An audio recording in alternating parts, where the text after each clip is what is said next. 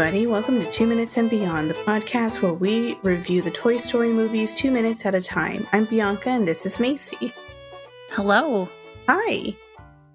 In this episode, we're talking about minutes 29 and 30 of Toy Story. I'm so excited about these minutes that we get to talk about. I know, me too. This is like one of the parts that's like leading up to one of my most favorite parts, so I'm thoroughly excited. Yeah. How are you? I'm doing pretty good. How are you doing? I'm good. I feel like it's been a while since we recorded. You know, I was thinking think it's been like about 3 that. weeks. Yes, it's been a while, and I've been thinking, like, man, I feel like I haven't talked to you in ages. I know. We haven't really, other than like Discord messaging and stuff, we haven't really talked much outside of actually doing the podcast lately, which is sad. We probably should. We should. Oh, well. But anyway. So anyways, let's get started. Yes, let's. This clip begins with Woody slowly backing away from the rest of the toys. Rex notices RC trying to get everyone's attention and says, "Hey everyone, RC is trying to say something." "What is it, boy?" Mr. Potato Head says. "He's saying that this was no accident." Bo asks, "What do you mean?" And Mr. Potato Head responds, "I mean Humpty Dumpty was pushed." Everybody gasps, and Potato Head points and shouts, "By Woody!" Woody tries to defend himself, saying, "You don't think I meant to knock Buzz out of the window, do you, Potato Head?" And Potato Head says, "That's Mr. Potato Head to you, you backstabbing murderer." Oh, gosh. That's like one of my favorite lines. Potato Head is he's enjoying this way too much. Oh, yes, for sure. Like, he's being so overdramatic. He's like, Humpty Dumpty was pushed by Woody.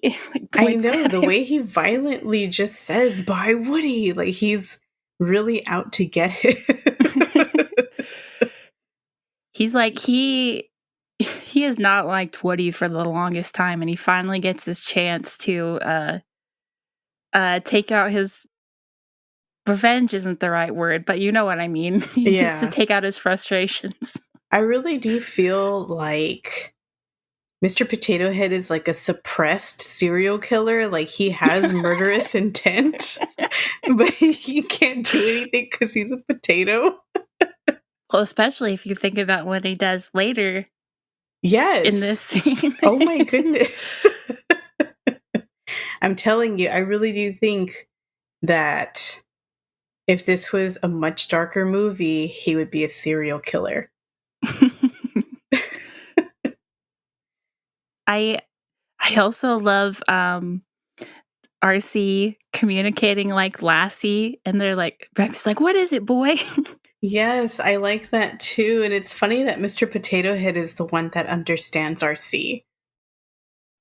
That's what I was wondering about, because like, is RC accusing Woody of pushing Buzz out the window, or is he just trying to say that that Woody was using him to push RC behind the desk? That's probably what he was trying to say, but because Mr. Potato Head is the horrible, evil villain that he is, he's going to use every chance possible to try to kill Woody.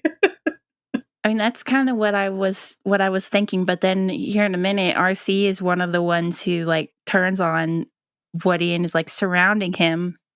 So I don't know. I don't know. We'll never know because we don't speak RC. We don't speak Lassie. We don't speak Lassie. Electronic car. Yeah. I also like the way that when Potato Head says Humpty Dumpty was pushed, and Slinky reacts, and he says no, and his ears go up. He's cute. I love Slinky so much. He reminds me so much of one of our dogs.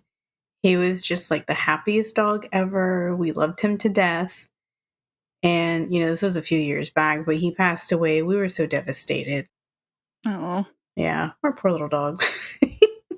He kind of reminds me of the dog I dog sat for this past week. This little terrier who would just like get once he warmed up to me, he would sometimes just like stare at me and then I'd be like, "Hey, what you doing?" And he would all of a sudden perk up and start wagging his tail. Oh my gosh, that's great. So at the 24-second mark, Woody says, "Now, it was an accident, guys. Come on, you gotta believe me." Slinky pipes up and says, "We believe you, Woody." When no one backs him up, he looks over at Rex and says, "Right, Rex?" Rex panics and says, "I don't like confrontations." That's one of my favorite Rex lines in this Me movie. too. It's funny because at work, whenever everybody's trying to get me on their side when something happens, I tell them that. I tell them I don't like confrontation. It's very relatable. It is, and I really don't like confrontations, and it's funny because the people that don't like confrontations the most, those are the ones that always get caught up within things going on either at work or in friendships. It never fails. It's like people realize that you despise being in confrontations and they decide to just drag you in with them. I know.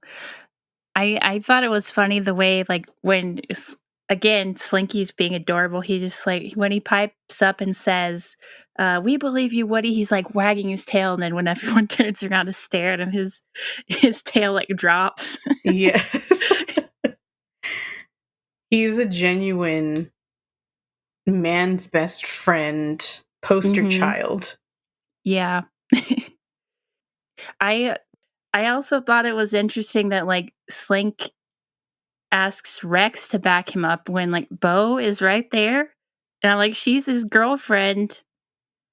That's true. Why did he look at Rex?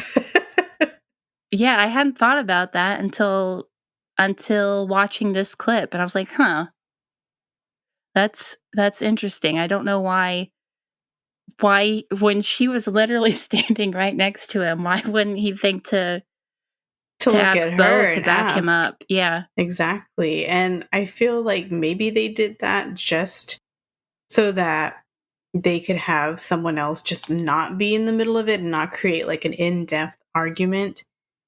But also that's kind of rude because she could have gotten more screen time, but she didn't.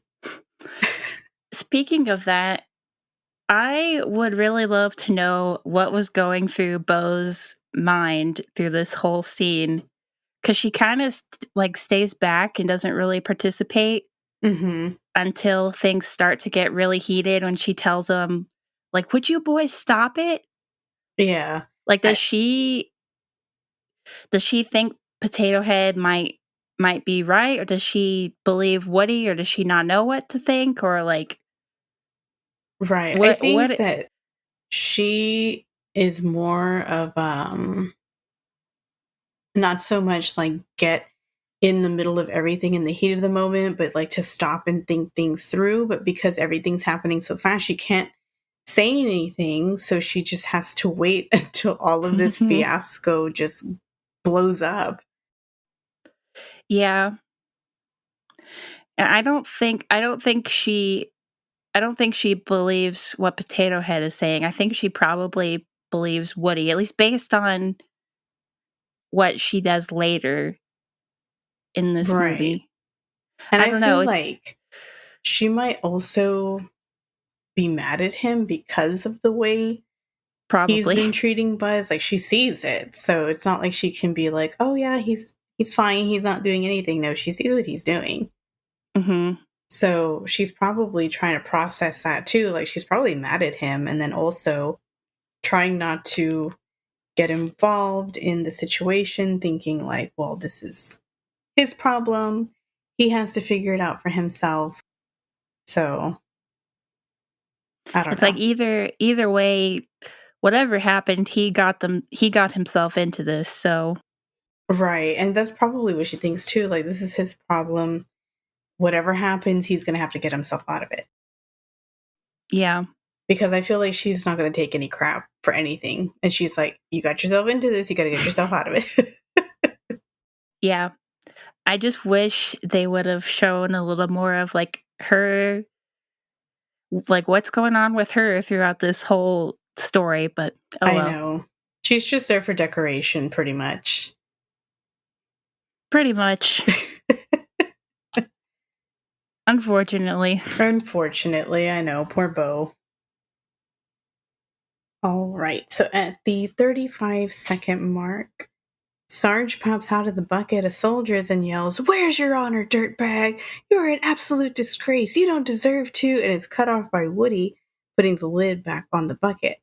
Mr. Potato Head continues to accuse Woody, saying, "Couldn't handle Buzz cutting in on your playtime, could you, Woody? Didn't want to face the fact that Buzz might just be Andy's new favorite toy, so you got rid of him." Potato Head walks towards Woody as he's talking, and Woody walks backwards until he almost falls off the desk. Potato Head continues saying, "Well, what if Andy starts playing with me more, Woody, huh? Are you going to knock me out of the window too?"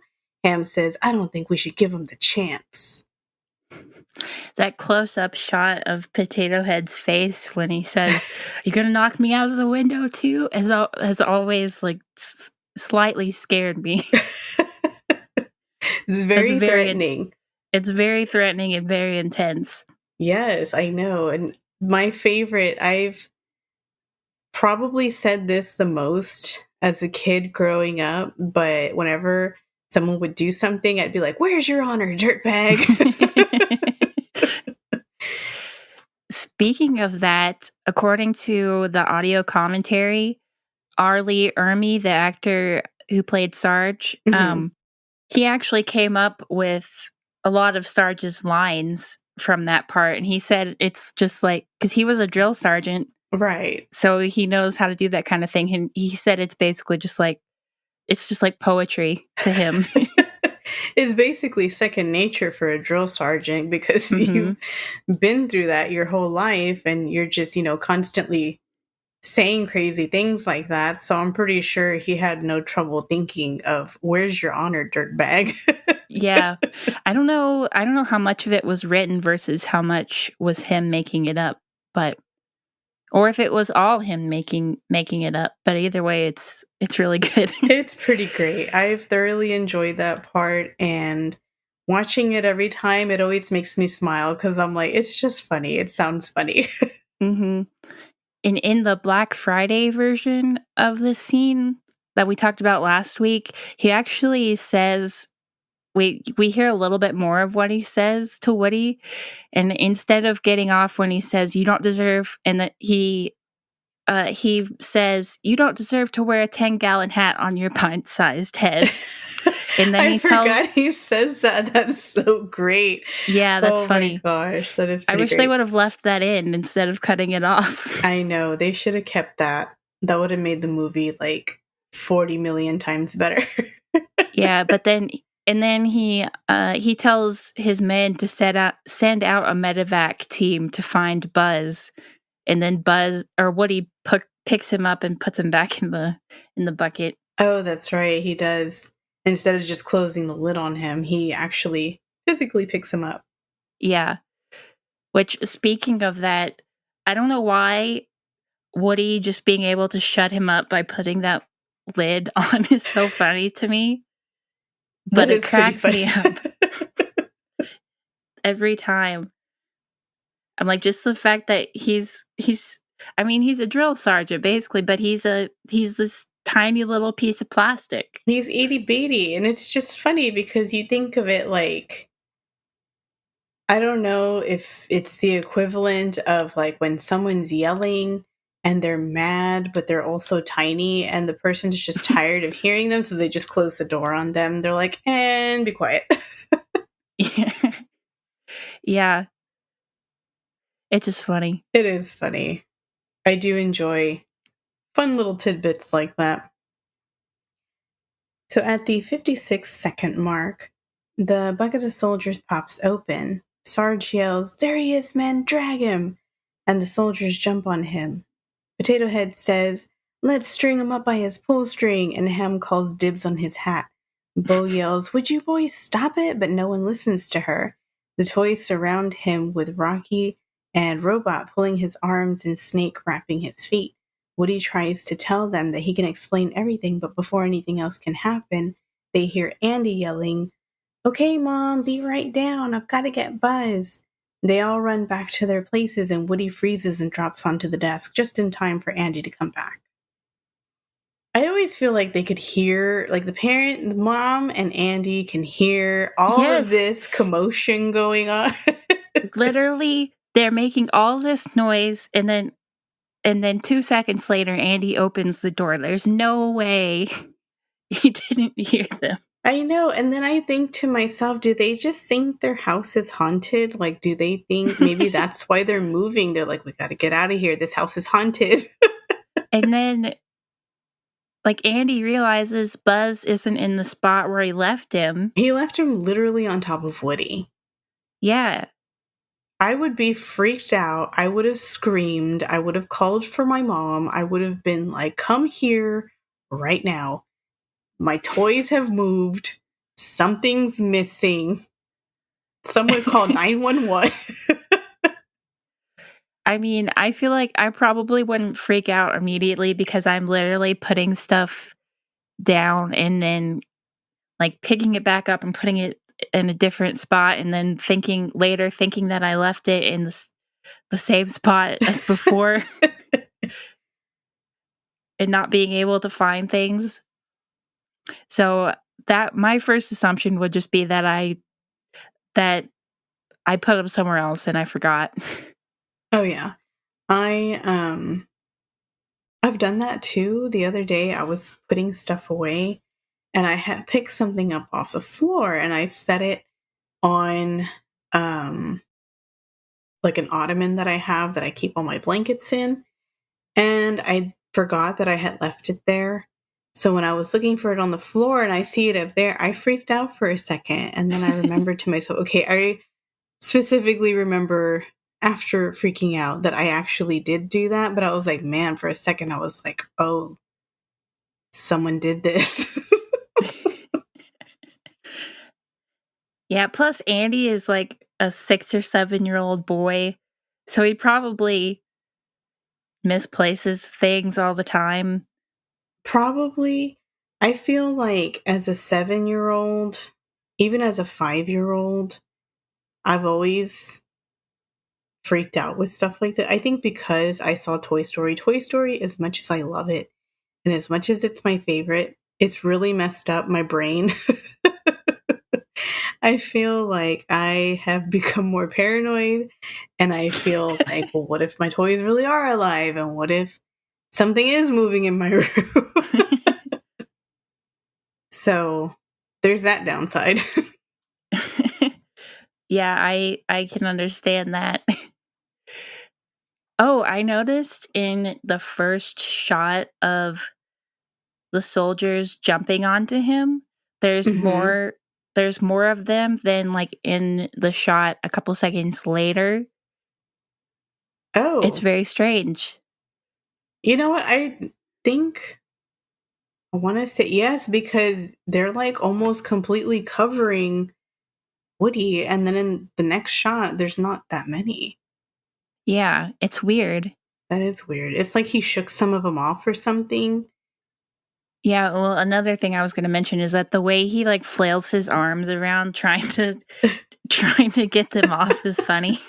It Like, is there's some kind funny. of bug that's landed on his arm or something. He's just, that's one of the things that I thoroughly enjoy about Woody's character is that he's very comically animated as far as like all of his movements.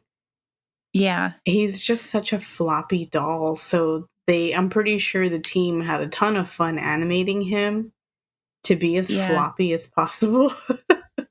I think I mentioned before that they took a lot of inspiration for his animation from the actor Ray Bolger, who played Scarecrow in The Wizard of Oh Oz, yeah, and the way uh-huh. he would move around He was like pretty fun like a too. floppy scarecrow. Mhm. Yeah. That's exactly Woody. If he was a human or if he was an actor, he'd be Scarecrow. In the audio commentary during the scene, they said that the part with the army men all over Woody was the most difficult and complex scene in the entire movie, and it was animated by animator Ash Brannon. Oh, So good job, Ash yeah. Brannon. Good job, because that, it looks pretty good for being their first computer animated movie. Like, I've seen some pretty bad animations, and as you know, as much as Danny Gonzalez, YouTuber, likes to poke fun at horrible, horrible animated movies, this one was actually done fairly well. Like, the way every individual little soldier was jumping on, it doesn't look too terribly fake. It doesn't look too like clunky or Mhm. too um unnatural, even though this is fictional. I mean, to be fair, it doesn't always look super great, but It doesn't. that's mostly just because of, the limitations of the time, and not because of anything the animators did Right, themselves. exactly. And coming from that time period, this was actually done exceptionally well, Mhm. considering that this was like one of the very few animations that were out there that was computer generated. Mhm. And I mean, that little bit with the soldiers looking or jumping on him does, just from the perspective of a person who doesn't know anything about animation, does seem like it would be really complicated. Right. Yeah, that I mean, even just drawing a bunch of little soldiers on top of Woody would be frustrating. Even if you were Yeah. doing it 2D, that would be a lot of a bunch of little figures having to animate, and that takes time too. So having to computer animate it, I can imagine that that was even more complicated. Yeah. Maybe that's part of why there's fewer soldiers in that second shot, because he kind of had to do what he had Right. to do to make it a little bit more simple. I know. Poor guy is probably like, you know what? Forget it. You're only getting 5 soldiers. Since we mentioned Danny Gonzalez, I think I'm gonna put his video about the Ratatouille knockoff Oh my gosh, in the please, because show that is notes. one of my favorites. It is so awful. I love it. Not the video itself, but the movie he's reviewing is awful. The video itself Yes. is great. The video is fantastic. The movie is not so much. Yeah, and it'll give you a sense of what happens when 3D animation is done extremely poorly. Yes. On like a $2 budget. Yeah. Yep. Oh It's really gosh. bad. Yes. So if anybody's curious about Danny Gonzalez, please look at that video. It is, you will not regret it. Maybe you will, You but might, after you see those female rats, you might oh regret it. gosh, those female rats. And the one sequence that repeats over and over again. Yes, yeah, that too. Oh goodness. Okay. So, anyways, moving on. Before we move on, Oh, okay. one thing I want to know why. So what he freezes and then drops to the desk or the ground. I want to know, why does he always freeze first and then drop, and not just like lay down and then This is freeze? true. Why does he do like why can't he just like stop, drop, and roll and then freeze? That seems like it would be less painful for sure. Not just that, Andy can hear the thud of him falling. Mhm. Why did I have And too that's many not the only questions. time he does it that way either. I know he does it a lot of times like that. And Maybe so that's just does his I think so does signature. Jessie, and probably some of the other toys too. Yeah. Hmm. I have questions. I mean, it's probably just for the sake of the movie. It just seems more dramatic that way, I guess. I don't know. I guess, or maybe just to look like more natural when he falls, like an actual ragdoll when he So it falls. looks like he's actually draped on the ground and not just like he intentionally laid down. Intentionally lying down, like with his little hands folded underneath his head, like he's sleeping. Yeah, that could be it. That's probably what it is, just to make it look more like, oh, Andy dropped him there and that's how he flopped. Yeah. Probably. Anyways. Probably. At the 1 minute 12-second mark, Andy looks for Buzz and is disappointed when he isn't there. He yells to his mom downstairs and asks if she knows where Buzz is, and she says she hasn't seen him. Woody hears a whispering sound and looks over to see Mr. Potato Head and Etch-a-Sketch. Etch draws a noose, and Potato Head points at Woody. Mom yells that she's heading out the door, and Andy says, "But Mom, I can't find him." Mom yells and tells him to grab another toy instead. He sighs disappointedly and says, "Okay," and takes Woody instead. I feel like that's kind of gut-wrenching for Woody, like, rude. I know, like, he's only taking him because he can't take Buzz. Like, he's disappointed that he has to take him instead of I Buzz. know, he's like, "Guess I'll grab my smelly cowboy doll." But, I mean, even then, still, he could have picked any other toy. He still picked Woody. True, he could have picked Mr. Potato Head, which I'm pretty sure would have infuriated Woody even more. I feel like it might have confused him more than anything else. True, he would have been like, "Why did you grab the potato? He's not even yours." Also, he has a bunch of parts that you have to keep track of and try not to lose. Oh, yeah. That would be awful. I feel like it would have been the most shocking if he had grabbed Bo Peep and just took Bo Peep. He should have grabbed Bo Peep, You but know then what? That would have been fantastic. He should have just grabbed her and been like, "You said grab any toy, Mom, so I did." I mean, that might have been dangerous for Bo, considering that she's, porcelain, but unbreakable Yeah, and he's going to Pizza at a place Planet and like there's a lot of running. Pizza Planet. Oh, gosh. That's funny. Oh, my gosh. You know what? I want to see, like, the way they used to do the Toy Story bloopers. I want to see that. Like the Toy Story 2 bloopers. Yes. I wish they would have done them for every single movie. I know. That would have It's been sad that great. they didn't. I want to see like the alternate universe version of this movie where Bo is the main character Right? I and know. he takes her to Pizza Planet with him. I feel like we need to go work at Pixar, just info dump all of our lovely ideas to the storyboard all this. I know. I'm going to tell them my ideas for my Toy Story Disney Plus series I wish they would make. Exactly. Not just that, we need to bring back the Buzz Lightyear of Star Command. I mean, they're kind of doing that. Kind of, but I mean like full force, just bring it all.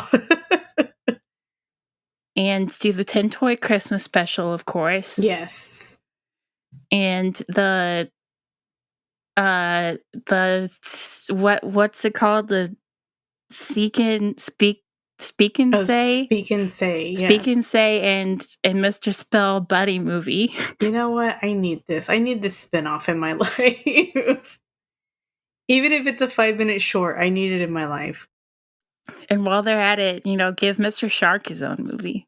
You know what? Mr. Shark needs his own like 3-part series where we're just going on an adventure with Mr. Shark, along with all of the lovely little side characters in Forky Asks a Question. I'm Oh, so in love with Bitey White oh yeah, and Cheryl Burnett. I all the need ones those in the two. closet. I love them so much. What's the elephant one? It's Carl Reiner is the voice actor, isn't it? Carl Rhinoceros? Carl Rhinoceros, and then the elephant. Oh gosh, what was his name? I know who the actor is. I can't even think of his name right now. Wait, is there a rhinoceros and an elephant? Yes, and they're both fighting over Bitey White and Cheryl And Burnett. Cheryl Burnett. I don't who was the actor? I honestly don't remember. Oh well, I'm so sorry to that actor. I can Google it. I could Google it. Okay, please do, because I feel bad that I don't remember. Toy Story 4 elephant voice. Let's see. Mel Brooks. Oh, that's right. They called him Melephant Brooks. Melephant Brooks. Oh my gosh, I love that so much. We kind of went on a tangent a little bit. I don't know if all that's going to stay in. I know, that was kind of like editable material. You should do like one episode where it's all just deleted scenes and just all of our dumb tangents that we go on. It's like 10 minutes of us talking about Brave from one of our early episodes. Oh, that's right. And all of our random rants about Toy Story 4 that I've kept watching the first movie. I've kept a lot of them in, but a couple of them I've cut out because it was too much. I know, we're actually reviewing the fourth movie while we're talking about the first one. I think it's just because it's relatively fresh on our minds. I don't know. Probably. So anyway, re-railing this train. I want to talk about Etch-a-Sketch because earlier in this movie, you know, Etch-a-Sketch and Woody are getting along just fine. They're doing their, little draw thing that they do. Mm-hmm. And I mean, I guess during the Strange Things song, we kind of talked about how Woody was mistreating Etch-a-Sketch and just like grabbing him and shaking him. And then, so in this scene, Etch-a-Sketch draws the noose on his screen. It's not Mr. Potato Head drawing it, it's Etch. Mm-hmm. Did Potato Head have to coerce him into doing it, or did Potato Head just have the idea and Etch was like, yeah, I'll do it. I hate Woody now. See, I've always wondered that too. Like, did Mr. Potato Head hold him hostage and say, like, I'm going to dump out all of your Etch-a-Sketch stuff if you don't do this for me? Or was he just saying, like, hey, let's threaten Woody? And Etch was like, yeah, I'm down. I mean, clearly Etch is not a fan of Woody at this point. Right? I know. First, he has shaken baby syndrome. And then... yeah, I mean, I don't really blame Etch. I know. He's like, I was violently manhandled by an angry little cowboy. So I'm pretty sure it was his own will to do that. Maybe he was slightly influenced by Mr. Potato Head, but I'm pretty sure, as sentient as he is, he had a mind of his own, and he's also murderous. Also, before we go on, because I just happen to be thinking of it right now, I'm pretty sure it was our last episode we recorded, or the one before that, Mm-hmm. we said that Woody should be canceled for that's right. the way he treats Buzz. And that I haven't edited that episode yet, so I don't know for sure what I'm gonna call it, but I said I should call it Woody Gets Canceled. I feel like Woody Gets Canceled should be the name of this episode. Yeah, because for real, everybody's canceling him in this episode. Canceling him by threatening to kill him. Oh my gosh. Mr. Potato Head cannot be stopped. He will not stop until he sees Woody dead. Also, that showing the noose is like really violent for a kid's movie. I know. I was 5. I didn't know what that was. For the longest time when I was a kid, I thought it was an upside down light bulb. Oh my gosh. And I was very confused. I mean, I did play the game Hangman, but I never understood it fully. Like, okay, just don't let the little man be drawn. But I didn't realize that you were actually killing the poor little stick man. So that was still not processed through my brain quite yet.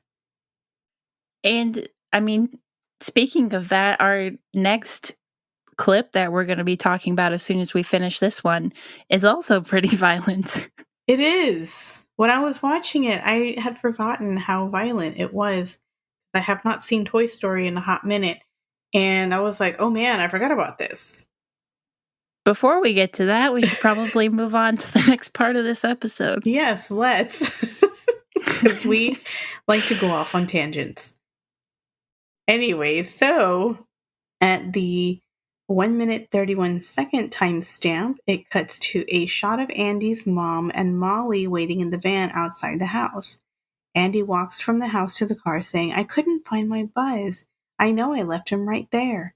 Mom says, honey, I'm sure he's around. You'll find him. We then see Buzz coming out of the bushes. Buzz watches Andy carry Woody to the car and makes an angry face before running up and jumping to grab the car's bumper. Okay, so the first thing I noticed in this shot when Andy's coming out of the house, Molly is sitting in the front seat. I don't like that. I noticed that too. And I'm like, maybe in 1995, it wasn't as well known how dangerous that is. I I don't think know. so, because I'm pretty sure in 1995, I did see some people putting the baby in the front seat. I want to say that wasn't until recently, like maybe early 2000s, that they started saying, don't put your baby in the front seat. Well, I feel like with me and my siblings, we weren't allowed to sit in the front seat until we were like, I don't know, 12 or 13. Because I know they had that whole campaign. They showed commercials all the time where they said if your kid is, I want to say 12 years old, or if they're 4'11" or something like that, if they Yeah, were that sounds tall right. enough, they could ride in the front seat. And I'm like, no 12-year-old is going to be shorter than 4'11". Everybody sprouts up so fast. I should hope that no child 12 years old is shorter than 4'11". I was just like, I hope Andy's mom has the airbags turned off or something Oh gosh, I know. Because later on at the end of the movie, you see Molly in the front again.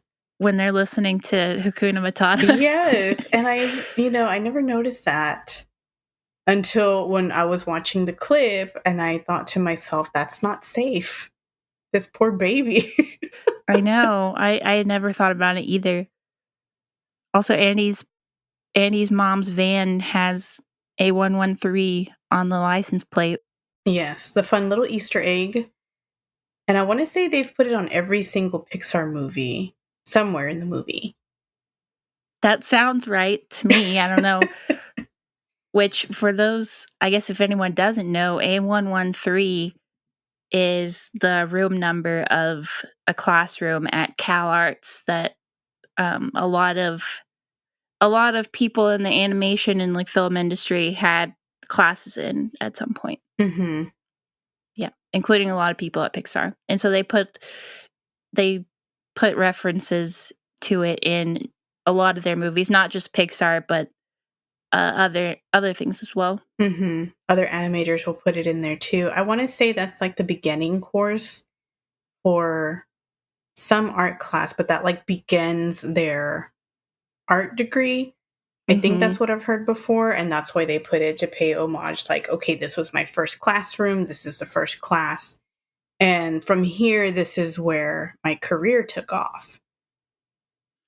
Yeah, I think Brad Bird even put it in like some episodes of The Simpsons that he directed. I think I've seen it there too. Yeah. Another thing, this is not related to anything. This is just me being me. I don't like the way the plants look, that the plant that Buzz comes out of, because it looks like Oh, plastic. I now that you say that, I wonder if it's the same leaves that were used in the house plant downstairs I think it where is. where the Green Army men were. Mm-hmm. I want to say it's the same Like they maybe just plant. reuse that same model, Mm-hmm. And the thing of it is, the when you see leaves. Buzz falling out of the window, the leaves are different. The bush is different. Oh, And then when he comes out of it, it's that like fake plastic looking house plant. that's weird. I And never that's noticed always that. bothered me. The main thing that's bothered me is that it looks fake. I'm like, why does mom have fake Fake plastic plants in plants? her yard.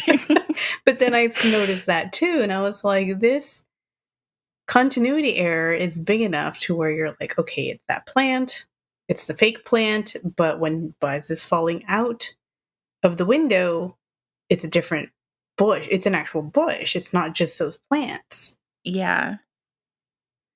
That's weird. So that bothered me. I never thought about the houseplant. I guess it's supposed to be a fake plant. I never really thought about that I either. guess. Maybe. I don't know. Either that or just the way the animation made it look. It just looks plasticky. Like the way they said, like, humans were hard to make because their skin looked plasticky. Mhm. Probably the same thing happened to the plant. They're like, the plant's not going to look real. It's going to look like plastic. But, oh well. I don't know. I like all of Mom's little momisms, things Oh, that she yeah. says when Andy's looking for Buzz. She She's like, was "I'm sure great. you'll find him, you're just not looking hard enough." I know. I do like Andy's mom. She's pretty fun.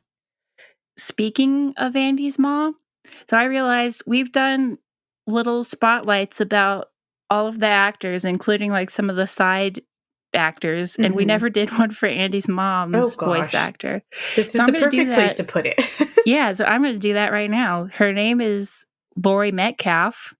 She has done a lot of theater, and she actually has 2 Tony Awards. She Oh, won, Best Actress for a Play in 2017 for her performance in A Doll's House Part 2, and Best Featured Actress in a Play for the 2018 revival of Three Tall Women.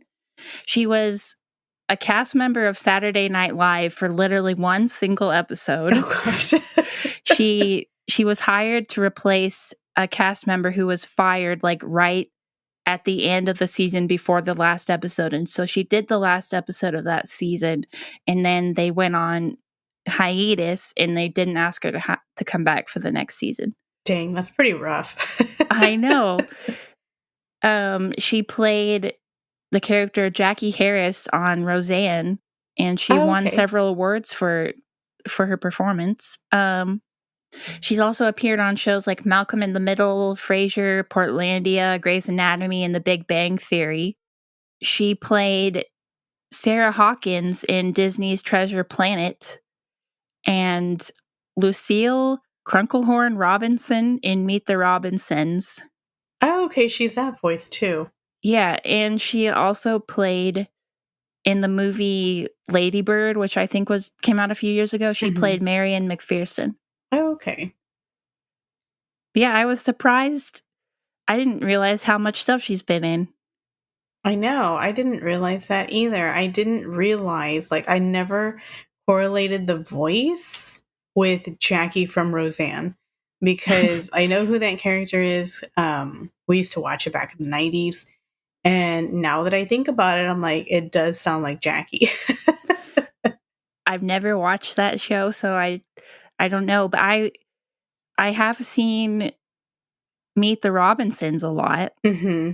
That's Maybe one of my not a favorite lot, but several movies. times. I feel like it's very underrated. Like, it got really bad reviews when it came out, but I really like it. I really liked it too. It's a fun movie. I want to say that is one of like my top 5 movies.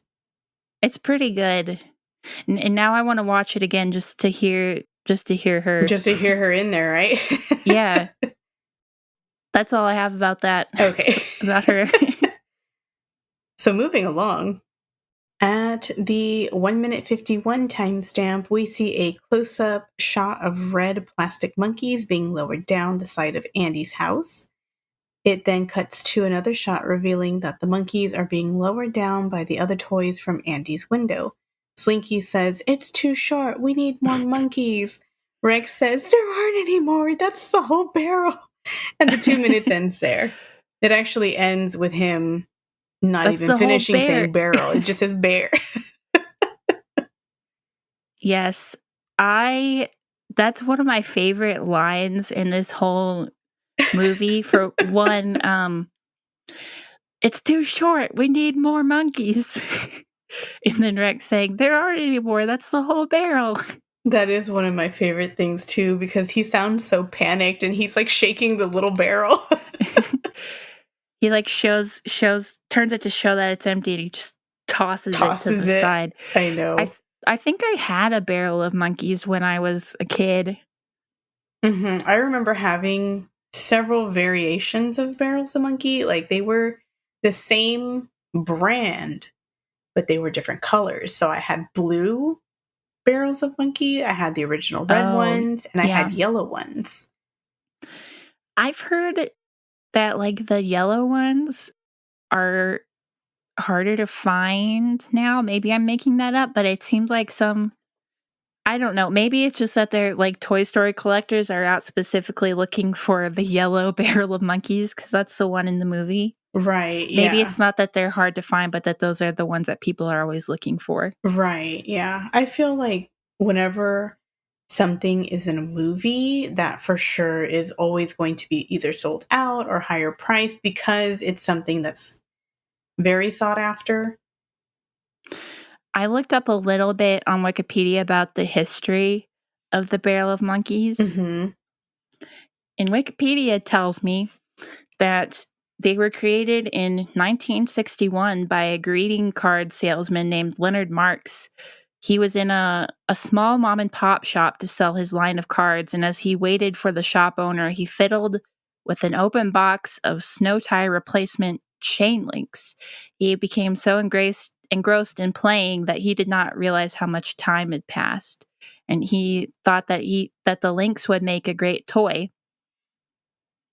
Hmm. And I mean, it's kind of a longer story about how they ended up becoming monkeys, but they were released in 1965, and they were originally packaged in a cardboard tube, That's but had interesting. like a plastic monkey attached to the lid. And then it says that the monkeys would easily break off the packaging, and so they created the plastic barrel in 1966. And then in 1967, the game was number 2 on Toy and Hobby World's Toy Hit Parade chart. Hmm. That's interesting. Yeah. I always had fun games like that to play with people, but because I was the youngest and my siblings are so far spread apart, I was always playing by myself. No. So I would be there by myself, just picking up all the monkeys, just creating a long chain of monkeys. I would also try to make myself jewelry out of the monkeys. So I'd have like a monkey necklace, I'd have a monkey bracelet. Oh, that's cute. So when Bo is like holding her crook out to hold the monkeys, and Rex is saying, "There aren't any more. That's the whole barrel." Bo turns her neck towards him to look at him, Hmm. and her neck, the way it bends, it just looks super weird. Yeah, It's like I don't know anything about how 3D animation works, but just from looking at it, I would guess that, like, most of her neck is not able to be articulated exactly. because like, the bottom of her neck just stays still, and then it's, like, the top of her neck that, like, looks over and almost looks like it's folding on Yeah. itself. It doesn't look natural at all. What they could have done, which I know this was in 1995 and they were still learning how to do it, but they could have just made her head turn instead of trying to make the head and the neck turn. Like she has like a neck or a head that can turn. I don't know. I don't know if porcelain toys could do that, though. Maybe Yeah. some kinds. Some, if they have like a ball and joint socket from the neck onto the head and they have like a little area to where it's not like scraping. Yeah. So I something think I like that. had a porcelain doll that could do that, but I don't know if, like, a porcelain figurine, like a lamp figurine Right. like Yeah. Bo, would need that kind of articulation. But it just looks like they made it to where her model, the bottom half of or, like, most of her neck can't move. Yeah. So, They made it kind of awkward looking. yeah. I mean, just, like, at a glance, it looks fine, but when you look at it for too long. It's a little uncomfortable to look at. Mhm. And It's while really you're strange. watching the movie, you don't pay attention, but when you're dissecting the movie 2 minutes at a time, that's when you notice it and you're like, "Oh." No. Yeah, and there you can see, like, a weird on the side of her neck, there's, like, a weird little angle Hmm. poking out just barely from the side of her neck. It's really weird Well, I'm glad that they've figured out more stuff as more movies have been pushed out. how to make those neck turn without it looking weird. Yes. So I'm very thankful for that. Well, as far as this clip goes, that's pretty much all I have to talk about. I actually have one more thing. Ooh, do tell. So, when I first watched through this clip for this episode, I was like, "Wait a second. Why would they be worried that Buzz is dead, basically, or that he's hurt?" Because it's just like, he's just falling from the window, and he's, like, made of heavy-duty plastic, like but then the more I thought about it, I was like, "Well, he could break," or, Hmm. Sid's house is on that side, so if they worried about him getting lost or Sid finding him or something like that. Right. Or they probably think like Andy's going to be sad. That's our owner. We don't want him to be sad. Yeah, but also, like, Mr. Potato Head is calling Woody a murderer, and, like, obviously he's being overdramatic, but, like, why would he even think that? Right. That's true. And then late in the next clip we're about to talk about, Woody when Buzz shows up, Woody's like, "Buzz, you're alive!" Like, he thought he might be dead. I know. What's wrong with these toys?